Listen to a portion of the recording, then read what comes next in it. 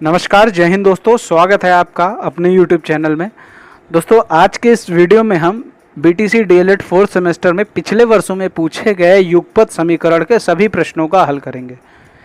दोस्तों, जितने बार भी 4th सेमेस्टर में पेपर आया है मैथ का, युगपत समीकरण के 4 या 5 नंबर के प्रश्न हर बार पूछे जा रहे हैं। तो दोस्तों, इसलिए हमें ये ज़रूरी है कि हमें युगपत समीकरण बहुत अच्छे से आना चाहिए। बहुत ही आसान सा टॉपिक है, इसीलिए आज हम इसको अच्छे से समझ लेते हैं और इसमें जितने भी क्वेश्चंस आए हुए हैं पिछले वर्षों के, वो सारे हम इस वीडियो में सॉल्व करने वाले हैं। तो दोस्तों, वीडियो को पूरा लास्ट तक देखिएगा और एकदम ध्यान से देखिएगा, ताकि जितने भी प्रश्न मैंने इसमें बताए वो सब आपको अच्छे से समझ में आ जाए। और उम्मीद करता हूँ उनको अगर आप समझ गए तो निश्चित तौर पर आने वाले जो आपके जो 4th सेमेस्टर में पेपर में पूछे जाएंगे युगपत समीकरण के प्रश्न, वो आप बहुत ही आसानी से सॉल्व कर सकेंगे। तो चलिए शुरू करते हैं आज का वीडियो। अगर आपने अभी तक चैनल को सब्सक्राइब नहीं किया तो चैनल को सब्सक्राइब कर लीजिए, घंटे का निशान दबा लीजिए, ताकि आने वाले सभी वीडियोस का नोटिफिकेशन आपके पास सबसे पहले मिल जाए। शुरू करते हैं आज का वीडियो। आपके सामने प्रश्न है x² - 4x + k = 0 का एक मान 6 है, तो k का मान आपको ज्ञात करना है। तो यहाँ पर इस प्रश्न को हम कैसे सॉल्व करेंगे वो देखिए। यहाँ पर साफ साफ दे रखा है कि जो एक मूल 6 दे रखा है आपको, ठीक है, और k का मान पूछ रहा है। तो इसका क्या मतलब है कि यहाँ पर x का एक मान यानी 6 दे रखा है, तो x की जगह हम 6 रख देंगे तो हम k की वैल्यू पता कर लेंगे।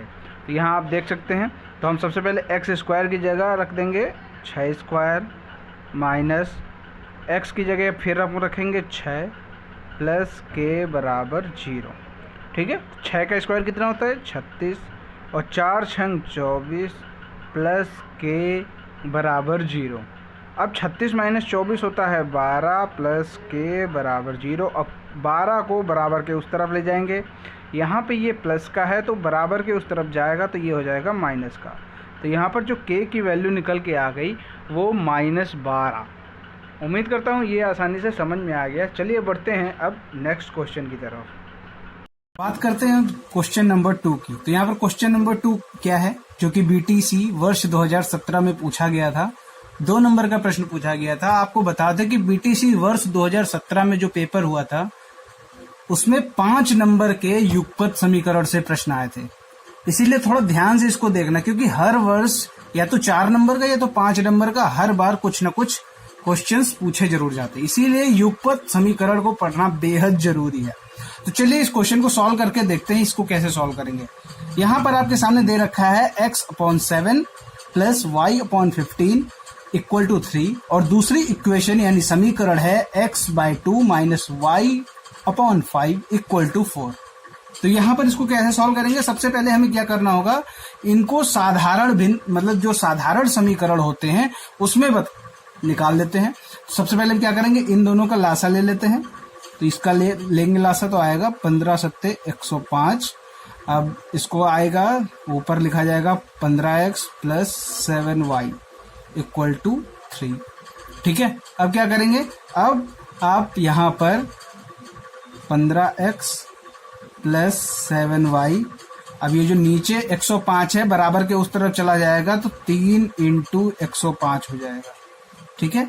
तो 15x + 7y = 3 का जब 5 में गुणा करेंगे आएगा 15, 3 × 3, ठीक है। ये तो आपकी समीकरण नंबर 1, ठीक, ये आ गई। अब इसको आप सॉल्व कर लीजिए, तो इनका भी लासा ले लीजिए। 5 दूना 10, और ऊपर आ जाएगा 5x - 2y = 4, ठीक है। अब ये जो नीचे 10 है इसको बराबर के उस तरफ चला जाएगा, तो ये बचेगा 5x - 2y = 10 × 40, ठीक है। ये हो जाएगी आपकी समीकरण नंबर 2, ठीक है। आपको समीकरण 1 मिल गई और समीकरण 2 मिल गई। अब आपको करना क्या है, आपको इन दोनों को सॉल्व करना है। कैसे सॉल्व होगा, तो यहाँ पर ये चीज समझनी जरूरी है। आप यहाँ पर देखिए, यहाँ पर दे रखा है 15x + 7y = 315, यहाँ दिखा है 5x - 2y = 40।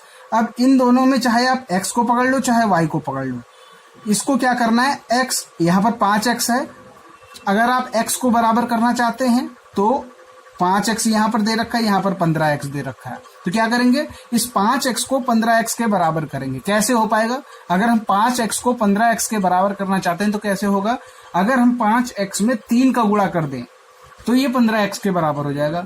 लेकिन अगर x में करना पड़ेगा तो पूरी समीकरण में करना पड़ेगा। तो हमें यहाँ पर एक स्टेटमेंट लिखना पड़ेगा, समीकरण 2 में 3 से गुणा करने पर। ठीक है, ये आपको एक स्टेटमेंट लिखना पड़ेगा क्योंकि आप डीएलएड की परीक्षा देने जा रहे हैं। अगर आप यूपी टेट में कर रहे हैं तो यूपी टेट में तो आपको मेन आंसर निकालना होता है, लेकिन यहाँ पर क्या है, आपको पूरा लिखना पड़ेगा समीकरण 2 में 3 से गुणा करने पर। तो ये समीकरण 2 है, इसमें 3 से गुणा करेंगे, 5 3 15x, 3 दूना 6y, और 40 में जब 3 को गुणा करेंगे तो आएगा 120। ठीक है, अब ये आपके सामने समीकरण 2 आ गई और ये है समीकरण 1। यहाँ पर देखिए x और x दोनों बराबर, यहाँ भी 15x यहाँ भी 15x। अब आसानी से ये सॉल्व हो जाएगा। अब इसी के ठीक नीचे इक्वेशन 1 लिख दीजिए, 15x प्लस 7y बराबर 315। अब इसको आप सॉल्व कर लीजिए। कैसे सॉल्व होगा देखिए, अब यहाँ पर नीचे चिन्ह चेंज कर ली, इस 15x ये भी 15x, दोनों का चिन्ह सेम है, प्लस प्लस है, इसको चेंज करना पड़ेगा तभी ये कटेगा। ये माइनस हो गया, ये भी माइनस हो गया और ये भी माइनस हो गया। देखिए अगर एक का चेंज करेंगे तो सभी का चेंज करना पड़ेगा। ठीक है, ये चीज याद रखिएगा। तो ये 15x, एक है प्लस का एक है माइनस का, तो ये तो कट जाएगा, ये हमने काट दिया। अब यहाँ पर माइनस का 6y है, यहाँ है माइनस का 7y, 6 और 7 हो जाएगा 13y। यहाँ पर प्लस का है, यहाँ पर माइनस का है, तो ये घट जाएगा। 315 में जब हम 120 घटाएंगे तो आएगा आपका 195। ठीक है, अब यहाँ पर क्या करेंगे, माइनस इधर भी तो वो तो कट जाएगा, या हम इसको ऐसे कर सकते हैं, माइनस का 195 बटे माइनस का 13। तो यहाँ पर क्या होगा, यहाँ पर जब 195 को 13 से भाग देंगे तो क्या आएगा, 13 एकम 13 और 13 पचे 65, यानी y की जो वैल्यू y वो 15 आई। आप यहाँ पर एक प्रश्न ये कर सकते हैं कि ये माइनस कहाँ गया, देखिए ऊपर भी माइनस नीचे भी माइनस, तो ये दोनों कट गए। तो यहाँ पर क्या आ जाएगा, माइनस माइनस कट गया तो बचेगा कुछ नहीं, तो यहाँ पर आ गया y इक्वल टू 15। अब आपके सामने क्या हो गया, ये y की वैल्यू निकलकर सामने आ गई। ठीक है, अगर हम यहाँ कहें कि हमें x की भी वैल्यू निकालनी है तो आप जब अगली वैल्यू निकाले, यानी x की आ जाए तो y की निकालनी पड़े, या y की आ जाए x की निकालनी पड़े, तो आपको क्या करना है, एक चीज सदैव ध्यान रखना है। आपने जो इक्वेशन दोनों मानी थी, ये रही इक्वेशन 1 यानी समीकरण 1 और ये समीकरण 2। तो यहाँ पर वो देखे कि समीकरण छोटी कौन सी, किसमें छोटे छोटे नंबर्स हैं। यहाँ 5x माइनस 2y बराबर 40 है, यहाँ 15x प्लस 7y बराबर 315, मतलब ये बड़ा है ये छोटा है, तो हम इसमें जो छोटा वाला है उसमें वैल्यू रखेंगे। ऐसा क्यों करते हैं हम लोग, क्योंकि जितनी छोटी वैल्यूज होंगी उतना ही कैलकुलेशन हमें कम करना पड़ेगा। तो इसको सॉल्व करते हैं, तो y का मान, हमें एक स्टेटमेंट लिखना पड़ेगा, y का मान समीकरण 2 में रखने पर। ठीक है, ये हमें लिखना पड़ेगा। अब इसके बाद ये रही समीकरण 2, तो इसमें y का मान 15 रख दीजिए, 5x माइनस 2 इंटू 15 बराबर 40। 5x ये हो जाएगा 15 दूना 30, इधर है माइनस का उधर जाएगा प्लस में हो जाएगा, तो 40 प्लस 30 बराबर 70। तो 5x अब जब 70 आ गया तो 5x 70 है, इसके बाद क्या होगा, x बराबर 70 बटे 5 इक्वल टू 14। तो इसकी जो x की वैल्यू आपके सामने आ गई, ये आ गई आपकी 14। तो ये चीज आपको क्लियर हो जानी चाहिए। जब 5x minus 2 into 15 equal to 40, क्योंकि यहाँ पर 5x माइनस 2y था, यही 5x माइनस 2y की जगह हमने 15 रख दी, ये वाला 15 बराबर 40 कर दिया। अब इसको सॉल्व कर दिया तो ये आपके सामने x की वैल्यू जो आ गई वो 14 आ गई। उम्मीद करता हूँ ये चीज आपके अच्छे से समझ में आ गई होगी। अगर कोई समस्या हो तो आप हमें नीचे कमेंट में जरूर बताइएगा कि ये हमें समझ में नहीं आया, मैं उसको दोबारा बता दूंगा। चलिए अगला प्रश्न करते हैं। ये भी आपके सामने जो प्रश्न दे रखा है, ये भी बीटीसी 2017 यानी वर्ष 2017 में पूछा गया था। यहाँ पर क्या लिखा हुआ है, यदि किसी भिन्न के अंश तथा हर में से क्रमशः 1 घटा दें तो नई भिन्न का मान 1/5 हो जाता है। यदि उसके अंश तथा हर में क्रमशः 1 जोड़ दें तो नई भिन्न का मान 1/3 हो जाता है।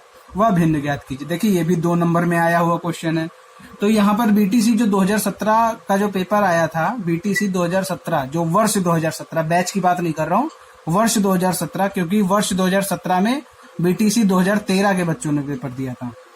तो यहाँ पर जो प्रश्न है, युगपत समीकरण से 5 नंबर का प्रश्न आए थे। ठीक है, अब ये देखिए क्या है, अब इसको कैसे सॉल्व करेंगे। यहाँ पर भिन्न कोई ज्ञात करनी है, तो हमें भिन्न पता नहीं, तो हम सीधा मान लेते हैं माना भिन्न बराबर x/y। ठीक है, अब जैसा स्टेटमेंट में कहा है, जैसा प्रश्न में कहा है, हम वैसे ही करते जाएंगे, अपने आप आंसर निकलता जाएगा। यदि किसी भिन्न के अंश तथा हर में क्रमशः 1 घटा दें, तो हम 1 घटा देते हैं, तो भिन्न का मान 1/5 हो जाता है। ये हो गया 1/5। अब दूसरा स्टेटमेंट कह रहा है यदि उसके अंश तथा हर में क्रमशः 1 जोड़ दें तो नई भिन्न का मान 1/3 हो जाता है। अब 1 जोड़ दीजिए, x + 1 y + 1, तो ये कितना हो जाता है 1/3। अब आपके सामने जैसे पिछला क्वेश्चन था, सेम टू सेम वैसे ही आ गया। यहाँ पर आप देख सकते हैं, यहाँ पर भी ये ऐसे ही दे रखा था, लगभग कुछ सेम टू सेम है, और इसमें भी। अब इसको ऐसे ही सॉल्व कर लेना है। क्या करेंगे, इसको सॉल्व करने के लिए तिर्यक गुणा कर देते हैं, तो 5 का गुणा इसमें कर देंगे, 5x - 5, और y - 1 का इसमें कर देंगे, तो y - 1। अब यहाँ पर x और y को एक तरफ ले आओ, 5x - y -1 प्लस का 5, तो 5x - y बराबर 4। ठीक है, ये एक चीज निकल कर सामने आ गई। अब इसको सॉल्व कर लीजिए, इसमें भी तिर्यक गुणा कर दीजिए, 3x + 3 और y + 1, तो 3x - y 1 - 3 माइनस का 2, 3x - y। अब आप देख सकते हैं यहाँ पर वैल्यू निकल कर सामने आ गई, 5x - y बराबर 4, 3x - y बराबर -2। अब इसको क्या करेंगे, इसको आप सॉल्व कर लीजिए, और x और y की वैल्यू पता चल जाएगी, तो हमें भिन्न की भी वैल्यू पता चल जाएगी। तो यहाँ पर आप देख सकते हैं कैसे इसको सॉल्व करेंगे। तो ये है 5x - y, और यहाँ 3x - y, इसको एक के नीचे एक रख देंगे, जैसे x लिखा है, x के नीचे x, y के नीचे y, -y बराबर -2। अब यहाँ देखिए, जो चीज कटने वाली, y कटने वाला है, यहाँ पर y है, यहाँ पर भी y है, तो ये कट जाएगा। लेकिन यहाँ पर इनके चिन्ह सेम है, तो ये कट नहीं सकते। काटने के लिए हमें इनके चिन्ह बदलने पड़ेंगे। इसका हमने चिन्ह बदल दिया, तो सबके चिन्ह बदलने पड़ेंगे। ठीक, चिन्ह बदले, अब ये कट जाएगा। अब 5x में 3x घटेगा तो आएगा 2x, और 4 और 2 हो जाएगा 6, तो यहाँ पर x की जो वैल्यू आ गई 3। ठीक, ये चीज आपको क्लियर हो गई। ठीक है, x की वैल्यू जो आ गई वो 3 आ गई। अब यहाँ पर हमें y की भी वैल्यू निकालनी है, तभी हम भिन्न को निकाल पाएंगे। तो इसको हम अब y की भी वैल्यू निकाल लेते हैं। अब यहाँ पर x का मान 3 आ गया। अब यहाँ पर आप ये देखिए, यहाँ पर समीकरण छोटी कौन सी है, पहली समीकरण ये थी और दूसरी समीकरण ये थी। ठीक है, समीकरण 2 छोटी लग रही है, तो हम यहाँ पर समीकरण 2 में x का मान रखेंगे। समीकरण 2 में x का मान रखने पर, ठीक, तो 3x - y बराबर -2, तो 3 × 3 -y -2। ठीक है, अब ये 3 9 हो जाएगा, और बराबर के उस तरफ चला जाएगा, तो ये हो जाएगा माइनस में, तो -y -2 -9, -y बराबर -11, तो y बराबर कितना हो जाएगा 11। यहाँ पर आपके सामने ये चीज निकल के आ गई, x का मान आ गया आपका 3, y का मान आ गया 11। तो यहाँ पर अब आप बता सकते हैं कि भिन्न कितनी होगी। भिन्न वैसे ही लिख दीजिए, 3, x का मान है 3 और y का मान है 11। तो यहाँ पर ये भिन्न निकल के आ गई 3/11। ये चीज क्लियर हो गई। चलिए आगे देखते हैं, अगला जो प्रश्न है वो क्या है वो देख लेते हैं। ये बीटीसी 2017 जो कि बैच 2014 का पेपर था, वर्ष 2017 में पेपर हुआ था। तो यहाँ पर इसका जो पहला जो प्रश्न है वो देख लेते हैं क्या है। 5x बराबर y, 2x प्लस वाई बराबर 7, y का मान ज्ञात करो। देखो दोस्तों, हम आपको वही चीज पढ़ा रहे हैं जो ज्यादातर पूछी जानी है। हमारा जो मेन मोटो है कि हमें ज्यादा से ज्यादा नंबर गेन करने हैं और ज्यादा से ज्यादा हमें समझ में आ जाए, क्योंकि यही सब आगे जाके आपके यूपी टेट और शिक्षक भर्ती परीक्षा में पूछा जाए। दोस्तों, वीडियो पसंद आ रहा हो तो वीडियो को तुरंत लाइक कीजिए। 5x बराबर y, 2x प्लस वाई बराबर 7, इसमें y का मान ज्ञात करना है। अब देखिए यहाँ पर y का मान हमें ज्ञात करना है, तो हमें क्या करना होगा। यहाँ देखिए 5x बराबर y दे रखा है, ठीक है। तो यहाँ पर y दे रखा है, तो यहाँ पर अगर हम y की वैल्यू रख दें तो यहाँ पर हमें x की वैल्यू पता चल जाएगी। देखिए 2x प्लस y है, y का मान कितना है 5x रख दिया बराबर 7, ठीक है। अब क्या करेंगे, अब इनको जोड़ लीजिए। 7x बराबर 7, x का मान कितना आ गया 1, क्योंकि ये जो 7 है ये अभी नीचे चला जाएगा। 7/7 x की वैल्यू आ गई 1। अब x की 1 वैल्यू आ गई, तो यहाँ पर इसकी वैल्यू रख देंगे 5x बराबर y, तो 5 इंटू 1 बराबर y। तो यहाँ पर जो y की वैल्यू आ गई वो आपके सामने आ गई 5। आसान सा प्रश्न था, कुछ नहीं करना था। चलिए अगला प्रश्न देखते हैं, जो बीटीसी 2017 में द्वितीय बार में पूछा गया था पेपर, उसकी जो सेकंड क्वेश्चन है वो है, एक बाग में आम के 2304 पेड़ हैं, प्रत्येक पंक्ति में उतने ही पेड़ हैं जितनी की बाग में पंक्तियां हैं, पंक्तियों की संख्या ज्ञात करो। अब देखो, ना हमें पंक्ति मालूम है और ना ही कि पंक्ति में कितने पेड़ हैं ये भी नहीं मालूम, लेकिन ये मालूम है कुल कितने पेड़ हैं, तो ये चीज हमें क्लियर है। तो यहां पर हम लिख सकते हैं माना पंक्तियां बराबर x। अब लिखा है जितनी की बाग, प्रत्येक पंक्ति में उतने ही पेड़ हैं जितनी की बाग में पंक्तियां। अगर बाग में पंक्तियां x हैं तो प्रत्येक पंक्ति में जो पेड़ होंगे, प्रत्येक पंक्ति में पेड़ भी x होंगे, क्योंकि साफ साफ लिखा प्रत्येक पंक्ति में उतने ही पेड़ हैं जितनी की बाग में पंक्तियां। तो यहां पर कुल पेड़ कितने हो जाएंगे x इंटू x। कुल पेड़ दे रखा है 2304, कुल पेड़ के नीचे इसकी वैल्यू रख दी और ये हो जाएगा x स्क्वायर। अब x स्क्वायर हो गया, तो जब स्क्वायर हटेगा 2304 को हम अंडर रूट के अंदर रख देंगे। तो 2304 किसका अंडर रूट, किसका स्क्वायर होता है ये आपको पता लगाना होगा। तो इसको पता लगाने के लिए या तो आप बेसिक मेथड जो होता है उसको सॉल्व कर लीजिए, उसको कर लीजिए, उससे निकाल लीजिए, या तो 2304 का डायरेक्ट आप निकाल कर यहाँ रख दीजिए। तो इसका उत्तर आ जाएगा 48, ठीक है। तो यहाँ पर जो पंक्तियों की संख्या हो जाएगी आपकी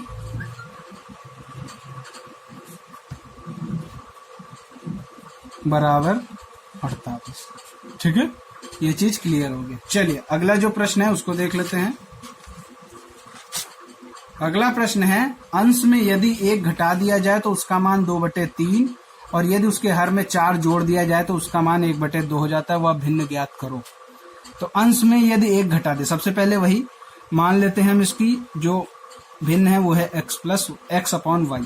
तो यहाँ पर अंश में 1 घटा दिया जाए, तो अंश में हम 1 घटा देते हैं, तो उसका जो मान है वो 2/3 हो जाता है। और अंश में अगर हम 4 जोड़ देते हैं तो उसका मान 1/2 हो जाता है। इसको सॉल्व कर लीजिए, आंसर आ जाएगा। फिर वही तिरिया गुणा करना है, 3x - 3 2y, इसको भी करते चलते हैं। 2x = y + 4। x और y को एक तरफ ले आएंगे और नंबर को एक तरफ भेज देंगे। 2x - y बराबर 4। अब यहाँ पर आप ये देख लीजिए कि कोई बराबर है क्या x y में, 3x, यहाँ 2x, यहाँ 2y है, यहाँ y है। अब यहाँ पर बराबर नहीं है। अब यहाँ पर हमें बराबर करना पड़ेगा पहले, तो या तो हम x को ले लें या तो y को ले लें। इसको मान लेते हैं समीकरण 1, इसको मान लेते हैं समीकरण 2, ठीक है। अब यहाँ पर क्या करेंगे, इसमें देखिए क्या बराबर लिया जा सकता है, यहाँ y है, यहाँ 2y है, तो हम यहाँ क्या कर दें, यहाँ अगर इसमें 2 का गुणा कर दें तो यहाँ भी 2y हो जाएगा, यहाँ भी 2y हो जाएगा। यहाँ लिखते हैं समीकरण 2 में 2 से गुणा करने पर, ठीक है। तो यहाँ पर हम 2 से गुणा कर देते हैं, 2 दूना 4, 2y बराबर 8। अब इसी के नीचे समीकरण 1 लिख देंगे और सॉल्व कर लेंगे। 3x माइनस 2y बराबर 3। अब जिसको हटाना है, y को हटाना था, और ये दोनों बराबर हो गए, लेकिन इनके चिन्ह भी बराबर है तो चिन्ह बदलने पड़ेंगे तभी तो घटेगा। तो इसके हमने चिन्ह बदल दिए, तो सबके बदलने पड़ेंगे। 4x में 3x जाएगा, आएगा x, ये कट जाएगा। 8 में 3 जाएगा 5। x की वैल्यू आ गई आपके सामने 5। अब x की वैल्यू 5 आ गई तो हम क्या करेंगे, x का मान समीकरण 2 में रखने पर, ठीक है। अब क्या करेंगे, अब इसको x का मान आ गया 5 माइनस वाई बराबर 4, 10 माइनस वाई बराबर 4, माइनस वाई बराबर 4 माइनस 10। ये जो 10 है इधर प्लस में उधर जाएगा तो ये माइनस में हो गया। माइनस वाई बराबर माइनस का 6, तो y बराबर आ जाएगा 6, क्योंकि ये माइनस ये भी माइनस, दोनों कट जाएंगे तो हो जाएगा y की जो वैल्यू आ गई वो आ गई 6। यहाँ पर x की वैल्यू आ गई 5, y की वैल्यू आ गई 6, तो इसकी जो इक्वेशन बन जाएगी 5/6। इसका जो आंसर होगा वो होगा 5/6। चलिए अब बढ़ते हैं अगले वर्ष के पेपर की तरफ। तो यहाँ पर ये है बीटीसी वर्ष 2018। ये जो था ये बैच 2015 था, इसका पेपर हुआ था 2018 में। तो इसको सॉल्व करते हैं। 700 को ऐसे 2 भागों में बांटिए कि एक भाग का 40% और दूसरे भाग के 60% से 80 अधिक हो। तो यहाँ पर सबसे पहले हम क्या करेंगे, ये तो पता कि 700 को 2 भागों में बांटना है। अब वो 2 भाग कौन से हमें नहीं मालूम, मान लेते हैं कि वो 2 भाग हैं x और y। जब वो 2 भाग x और y हैं तो जब दोनों को जोड़ेंगे तो 700 आना चाहिए। ये चीज तो क्लियर, क्योंकि 700 को ही ऐसे 2 भागों में बांट रहे हैं, तो जब दोनों को जोड़ेंगे तो 700 आना चाहिए। तो यहाँ पर हम एक इक्वेशन बना सकते हैं, x प्लस वाई बराबर 700, ठीक है। अब दूसरा जो स्टेटमेंट है उसको फॉलो करते हैं। एक भाग का 40%, मान लेते हैं कि x का 40%, ये हो गया x का 40%। दूसरे भाग के 60% से 80 अधिक है। दूसरे भाग यानी y के 60% से 80 अधिक है। ये लीजिए इक्वेशन बन गई। देखिए बिल्कुल भी घबराना नहीं है, बहुत ही आसान तरीके से निकाल सकते हैं। केवल आपको स्टेटमेंट पढ़ना है और वैसे ही लिख देना है। साफ साफ लिखा है, एक भाग का 40%, ये रहा एक भाग का 40%, दूसरे भाग के 60% से 80 अधिक है, तो दूसरे भाग के 60% से 80 अधिक है। अधिक है तो बोला प्लस, अगर बोल देता कम है तो यहाँ पर माइनस लगा देते। सिंपल सा है। अब इसको आप सॉल्व कर लीजिए, आसानी से सॉल्व हो जाएगा। तो ये कट जाएगा, 1 0 1 0 इसका कट जाएगा। 20 दूना 40, 20 पंचे 100, ये हो जाएगा 2x अपॉन 5। ये हो जाएगा 20 3 60, 20 पंचे 100, तो ये हो जाएगा 3y अपॉन 5 बराबर 80। अब इसको इस तरफ ले आते हैं हम, 2x upon 5 minus 3y upon 5 बराबर 80, ठीक है। आगे सॉल्व करते हैं इसको, तो इसका लासा ले लेंगे तो 5 आ जाएगा। 2x माइनस 3y बराबर 80। अब ये 5 यहाँ पर डिवाइड में इधर जाएगा तो मल्टीप्लाई में हो जाएगा। 2x माइनस 3y, तो 80 का जब 5 में गुणा करेंगे तो आएगा 400। तो यहाँ पर आपके सामने क्या इक्वेशन निकल के आ गई, 2x माइनस 3y बराबर 400। तो इसको हम इक्वेशन 1 मान लेते हैं, इसको हम इक्वेशन 2 मान लेते हैं। तो यहाँ पर अब इसको आप सॉल्व कर लीजिए। यहाँ पर x है, यहाँ पर 2x है, तो क्या करेंगे, इसमें हम 2 का गुणा कर देंगे तो दोनों मिल जाएंगे। तो देखिए अब इसको 2 से गुणा कर दीजिए,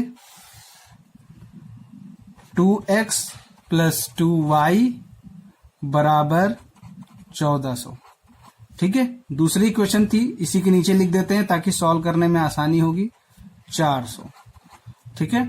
अब सबके चिन्ह बदल दीजिए, 2x कट जाएगा और ये प्लस का 2y, ये प्लस का 3y हो जाएगा 5y। 1400 में 400 घटा देंगे तो ये आ जाएगा 1000। अब y की वैल्यू आ जाएगी 1000/5 बराबर 200। ठीक है, ये चीज आपको क्लियर हो गई। y की जो वैल्यू आ गई वो आ गई 200। अब जब y की वैल्यू 200 आ गई तो y का मान समीकरण 1 में रखने पर, ठीक है, x प्लस वाई बराबर 700, तो x प्लस वाई की वैल्यू 200 रख दी, जोड़ दिया, तो 700 माइनस 200 बराबर x बराबर हो जाएगा ये 500। तो जो x की वैल्यू आ गई, तो कितना आसान था ये वर्ष 2018 में पूछा गया प्रश्न था। अगला प्रश्न डीएलएड वर्ष 2019 यानी डीएलएड 2017 बैच में जो पेपर आया था 4th सेमेस्टर का, उसके प्रश्न हैं जो कि युगपत समीकरण टॉपिक से पूछे गए। 3 = 6, 4x + y = 14, y का मान ज्ञात करना है। तो यहाँ पर आपको इसको सॉल्व करना है। कैसे सॉल्व करेंगे, देखिए यहाँ पर जो 3x है इससे हम x की वैल्यू निकाल सकते हैं। कैसे निकालेंगे, 3x = 6, x = 6/3 = 2। तो x की जो वैल्यू आ गई वो आ गई 2। अब इसी x की वैल्यू को हम इसमें रख देंगे। ठीक है, तो रखते हैं 4x + y = 14, x है 2 + y = 14, 8 + y = 14। अब 8 को उस तरफ भेजेंगे, 14 - 8 बराबर 6। तो y की जो वैल्यू आ गई 6, क्योंकि यहाँ पर y का ही मान पूछा गया है। 1 नंबर में साधारण सा प्रश्न आता है इस तरह का, तो आप आसानी से तुरंत सॉल्व कर लेते हैं। यहाँ पर जो 2019 में दूसरा प्रश्न पूछा गया था 16x² - 25 बराबर 0। तो दोस्तों ये प्रश्न मैं आपको देता हूँ, इसका उत्तर क्या आएगा आप हमें नीचे कमेंट में जरूर बताइएगा कि इसका उत्तर कितना आएगा। हम बढ़ते हैं अगले प्रश्न की तरफ। अगला जो वर्ष 2019 में पूछा गया था, जो वर्ष 2019 में भी 4 नंबर का प्रश्न आया था युगपत समीकरण। देखिए 1 नंबर, ये 2 नंबर हो गए। ध्यान से देख लीजिए, 16x² - 25 बराबर 0, इसका उत्तर क्या आएगा आप हमें नीचे कमेंट बताइए। और ये 2 नंबर, यानी कुल 4 नंबर का प्रश्न आए थे युगपत समीकरण से वर्ष 2019 में, जो डीएलएड 2017 बैच का पेपर था। एक आयताकार बाग की लंबाई और उसकी चौड़ाई की 3 गुनी है। यदि बाग का क्षेत्रफल 243 वर्ग मीटर हो तो बाग की लंबाई ज्ञात कीजिए। क्या करेंगे यहाँ पर, देखिए हमें लंबाई नहीं पता है, चौड़ाई नहीं पता है, लेकिन ये पता है कि बाग की जो लंबाई है वो चौड़ाई की 3 गुनी है। तो यहाँ पर हम क्या करेंगे, यहाँ पर हम अगर किसी चीज को मानेंगे तो हम चौड़ाई को मानेंगे। माना चौड़ाई बराबर x मीटर। अब आप यहाँ पर यह प्रश्न कर सकते हैं कि आपने लंबाई को क्यों नहीं माना, चौड़ाई को ही क्यों माना। उसका कारण ये है कि यहाँ पर ये दे रखा है कि चौड़ाई की 3 गुनी है। अगर हम चौड़ाई को x मान लेंगे तो जो उसकी लंबाई है वो x × 3 यानी 3 गुनी हो जाएगी। तो इसीलिए हमने चौड़ाई को माना। तो यहाँ पर जो लंबाई है वो कितनी हो जाएगी, बाग की लंबाई उसकी चौड़ाई की 3 गुनी। चौड़ाई है x, तो लंबाई हो जाएगी 3x। अब हमें क्या करना है, इसके बाद और यहाँ पर क्या दे रखा है, बाग का क्षेत्रफल 243 वर्ग मीटर है। तो बाग का क्षेत्रफल यानी आयताकार बाग है, तो आयताकार बाग की जो क्षेत्रफल होगा उसका फार्मूला क्या होगा, क्षेत्रफल बराबर लंबाई गुणे चौड़ाई। ठीक, अब लंबाई आपको पता है 3x, चौड़ाई पता है x और क्षेत्रफल 243 दे रखा है। अब इसको सॉल्व कर लीजिए, 3x² बराबर 243। और यहाँ पर 3 है, x² इधर मल्टीप्लाई में है तो इधर डिवाइड में आ जाएगा। तो x² बराबर कितना हो जाएगा, 3 × 8 = 24, 3 × 1 = 3, x² बराबर 81। अब यहाँ पर स्क्वायर हटेगा तो ये अंडर रूट में आ जाएगा 81। उसके बाद क्या करना होगा, x की जो वैल्यू आ जाएगी वो 9 आ जाएगी, क्योंकि हमें ये मालूम है कि जो 9 का स्क्वायर होता है वो 81 होता है। तो यहाँ पर हमारे पास x की वैल्यू पता चल गई। अब x की वैल्यू 9 पता चल गई, तो यहाँ पर जो चौड़ाई है आपकी वो हो जाएगी 9 मीटर। ठीक है, और जो इसकी लंबाई हो जाएगी 3 × 9 बराबर 27 मीटर। ये चीज समझ गए आप। बहुत ही आसान से प्रश्न होते हैं युगपत समीकरण के, जिनको समझना बेहद जरूरी है। फिर भी काफी बच्चों की 4th सेमेस्टर में बैक लग जाती है। तो इसलिए दोस्तों आपके साथ ऐसा ना हो, इसीलिए कम से कम युगपत समीकरण निश्चित रूप से जरूर पढ़ लीजिए, क्योंकि 4 या 5 नंबर के क्वेश्चन हमेशा पूछे जाते हैं। आसान सा चैप्टर है, आसान सा टॉपिक है, इससे आप आसानी से 4 या 5 नंबर हासिल कर सकते हैं। वैसे मैं उन प्रश्नों को ज्यादा पढ़ाऊंगा जो ज्यादा नंबर लाते हैं, मतलब जो ज्यादा नंबर के आते हैं, जिससे आपके अधिक से अधिक डीएलएड में नंबर आए। उम्मीद करता हूं दोस्तों ये सारे प्रश्न आपके समझ में आए होंगे, और जो मैंने आपके लिए होमवर्क दिया हुआ है उस प्रश्न को भी आप जरूर कीजिएगा, और इसका उत्तर हमें नीचे कमेंट बॉक्स में जरूर बताइएगा। ओके दोस्तों, वीडियो पसंद आया तो वीडियो को लाइक करें, शेयर करें। चैनल को सब्सक्राइब नहीं किया तो चैनल को सब्सक्राइब करके घंटी का निशान जरूर दबाएं। मिलते हैं अगले वीडियो में, तब तक के लिए जय हिंद, जय भारत।